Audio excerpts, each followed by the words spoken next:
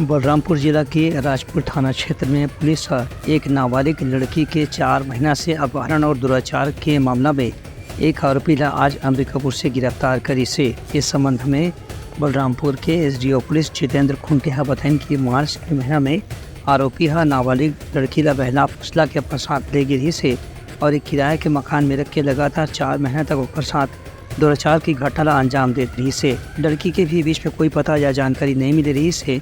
आखिरकार जब आरोपी गिरफ्तार हुई तो ओखर से कड़ा पूछताछ के बाद लड़की ला भी बरामद करके ओखर परिवार वाला मन ला सौंप दे गए है। आज न्यायिक रिमांड के बाद आरोपी ला जेल भेज दे गए है।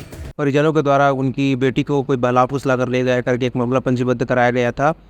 इसमें राजपुर पुलिस के द्वारा लगातार आरोपी की पतासाजी की जा रही थी। इसी दौरान दिनांक 14/5/2024 को पता चला कि अंबिकापुर में कोई व्यक्ति जो है उसको लेके रखा है, तो पुलिस जो है उसको वहाँ से बरामद कर ले आई है और पीड़िता के द्वारा उसके साथ ज़बरदस्ती बलात्कार करने की पुष्टि हुई है। इस पर राजपुर पुलिस के द्वारा 366, 376, 2 और 546 का अपराध इसमें जोड़ा गया है और आरोपी को गिरफ्तार कर रिमांड पे जेल भेज दिया गया है। ब्यूरो रिपोर्ट उतलंघा न्यूज़।